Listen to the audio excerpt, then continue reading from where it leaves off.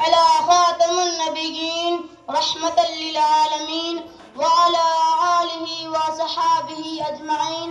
أما بعد، أعوذ بالله من الشيطان الرجيم. بسم الله الرحمن الرحيم. وما أرسلناك إلا رحمة للعالمين. صدق الله العظيم وصدق رسوله النبي الكريم. برادران ملت اور شہدائیان رسالت، ازل سے قدرت کا ہی دستور رہا ہے کہ جب صداقت و امانت کا درخت مرجھانے لگتا ہے، اخوت و محبت کے رنگین ورد بکھرنے لگتے ہیں، عدالت کا باغ ویران ہونے لگتا ہے اور خدا کی کلمہ حق و صدق کا شجرہ طوبہ بے برگو بار ہو جاتا ہے، تو اس وقت روح انسان چیختی ہے کہ اے خدا رحم فرما، کرم فرما. اصاح و بکا اور چیخ و پکار سے رحمت خداوندی جوش میں آتی ہے اور رحم الرحمین کائنات انسان پر رحم و کرم کا ایک انقلاب برپا کر دیتا ہے. عالم انسان کی فضائے روحانی کا ایک ایسا ہی عظیم انقلاب عرب کی واردی میں رونما ہوا جس نے سارے جہاں کے ریگستانوں کو سرسبزیوں شادابی کی بشارت سنائی. یہی وہ خدا کا حبیب اور حجاز کا مہتابہ ہے جس نے توحید الہی کی چمتکار سے کفرستان کو جگمگا دیا. ساری دنیا پر اس کی رحمت چھا گئی، اور کیوں نہیں چھاتی جبکہ رب العالمین نے اسے رحمت للعالمین بنا کر بھیجا تھا. وما ارسلناک الا رحمت للعالمین. حضرات گرامی، اس کارگہ عالم میں جتنے بھی انبیاء اکرام تشریف لائے، سب کے سب اخلاق حسنہ اور صفات عالیہ کے فیکر تھے. دنیا کے سارے مذاہب کی بنیاد ہی اخلاق پر ہے. جتنے بھی پیغمبر و مصلح آئے، سب نے ہی تعلیم دی کہ سچ بولنا اچھا ہے، جھوٹ بولنا برا ہے. لیکن دیگر انبیاء و مصلحین کے بالمقابل اس باب میں بھی پیغمبر آخر الزمان محمد صلی اللہ علیہ وسلم کی حیثیت اربع اور بلند تر ہے. خود قرآن نے اس کی شہادت دی ہے، انک لعلی خلق عظیم.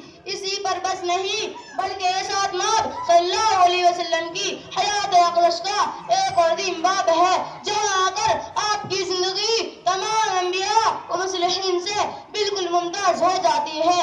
وہ اغیار پر رحم و کرم، کیونکہ تاریخ کا واقع میں اپنوں پر رحم و کرم کی مثالیں تو بہت ملتی ہیں، مگر انسان کے داخل اخلاق میں سب سے کامیاب اور نادر وجود جو چیز ہے وہ دشمنوں پر رحم و کرم ہے. اس کی نظیر برائے نام کہیں ملتی ہے، لیکن شہنشاہ دو عالم تاجدار عرب امام الانبیاء سید المرسلین صلی اللہ علیہ وسلم کی ذات اقدس میں یہ وصف بدرجہ عدم اور اکمل طریقے پر موجود تھا. آئے دنیا میں بہت پاک مکرم بن کر، آئے دنیا میں بہت پاک مکرم بن کر، قرآن مگر رحمت عالم بن کر. عاشقان رسالت جہل و تعصب نے ہمیشہ اعلان حقیقت اور اعتراف صداقت کی راہ روکنا چاہا ہے، مگر پیغمبر آدم رسول اکرم صلی اللہ علیہ وسلم کے رحم و کرم رفع و درگزر کے سامنے اس نے بھی جبین عقیدت خم کر دیا. اور کیوں نہیں کرتا جبکہ تاریخ نے اعلان کیا ہے، زمانے نے شہادت دی ہے، جانی دشمنوں نے بھی گواہی دی ہے. ابو جہل رسول اللہ کا جانی دشمن تھا، مگر کیشر روم کے دربار میں رحم و کرم کی گواہی دیتا ہے. سراقہ سعود کے لالچ میں محمد کا قاتل بن کر گھوڑا دوڑایا تھا، آپ نے اسے بھی سند اما دے دی. عمر بن وہب خون کی پیاسی تلوار لے کر دربار سعد میں حاضر ہوا تھا، آپ نے اسے چھیڑا بھی نہیں. ابو سفیان دشمنان رسول کا سرغنہ تھا، جس نے رسول اللہ کے خلاف ہزاروں سازشیں کی، آپ نے اسے بھی رحم و کرم کا تحفہ پیش کیا. ہندہ جس نے آپ کی جتا کی ناک کاٹ کر آپ کو تڑپایا تھا، آپ نے اسے بھی معاف کر دیا. لوگوں، میں کہاں تک شمار کراؤں؟ جاؤ تاریخ کی نگاہوں اور آسمان کے تاروں سے پوچھو، عرب کے رنگزاروں سے پوچھو، عرب کے صحراؤں سے پوچھو، سین مکہ سے پوچھو، ام القریٰ کے ذروں سے پوچھو، گستاخان رسول اور دشمنان اسلام سے بھی پوچھو. سب کے سب یہی کہیں گے کہ تاجدار مدینے نے فاتح بن کر بھی اغیار پر رحم و کرم کیا ہے، حکمران بن کر بھی دشمنوں سے عفو و درگزر کا معاملہ کیا ہے، گالیاں سن کر بھی دعاؤں کا گلدستہ پیش کیا ہے، زخم کھا کر بھی دعا ہدایت دی ہے.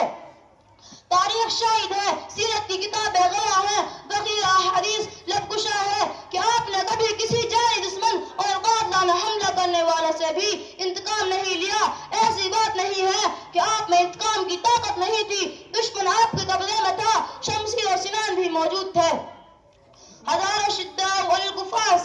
والے ہمراہ تھے. دنیا کا قانون بھی یہی تھا کہ آپ انتقام لے لیں. شہنشاہوں حکمرانوں کا دستور بھی یہی تھا کہ جائے دشمن سے بدلہ لیا جائے. ماں قربان جائے اس آقا نامدار مدینہ کے تاجدار پر انہوں نے ایسے موقع پر عفو درگزر کا اعلان کیا کہ دنیا کے دوسرے قائدین اقوام نے ایسے موقع پر شمشیر و سنان کی جھنکاروں سے فضائی شور برپا کر دیا تھا. گھوڑے کی ٹاپوں سے دشمنوں کے سینوں کو روند دیا تھا. رسول عربی کے دیوانوں رسول اکرم صلی اللہ علیہ وسلم کی حیات طیبہ میں انفرادی طور پر دشمنوں سے انتقام لینے کے بہت سارے مواقع آئے، مگر انتقام کا سب سے اہم موقع فتح مکے کی تاریخ تھی. یہی وہ مکہ تھا جس کے باشندوں کی سخاوت قلبی نے فرزندار اسلام اور پیغمبر اسلام پر ایسا حیات تنگ کر دیا تھا جن کی 4 ہستیوں کا تسلسل نے رسول اللہ کو ہجرت مدینہ پر مجبور کیا تھا. آج اسی وادی مکے میں محمد صلی اللہ علیہ وسلم فاتح اور تاجدار مدینہ بن کر آئے تھے. صحن حرم میں تمام گستاخان رسالت اور دشمنان اسلام کا مجمع تھا. ہر ظالم مظلوم کے دست قدرت میں تھا، ہر قاتل مقتول کے وسعت فضائے تصرف میں تھا.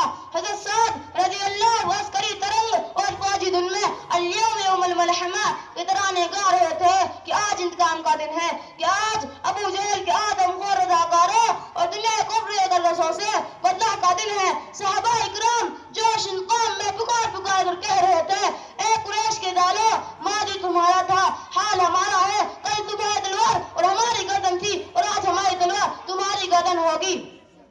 آج تمہارے مظالم کا بدلہ لیا جائے گا.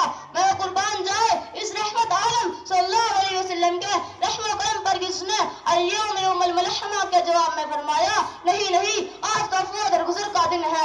الیوم یوم الملحمہ، آج تو رحم و کرم کا دن ہے. ہم تو رحمت للعالمین بنا کر بھیجے گئے ہیں، ہم انسانیت کو آباد کرنے آئے ہیں. یہ جواب سن کر رسول اللہ صلی اللہ علیہ وسلم کے جانساروں اور لشکر اسلام کے جوالوں نے شہنشاہ دو عالم تاجدار مدینہ کو ان اعداء اسلام کے ہولناک مظالم اور کالے کرتوتوں کو یاد دلایا کہ یا رسول اللہ انہی درندوں نے بلال حبشی کے سینے پر پتھر رکھ کر تڑپایا تھا. یا رسول اللہ انہی بدبختوں نے حضرت سمیہ کو شرمناک طریقے سے شہید کیا تھا.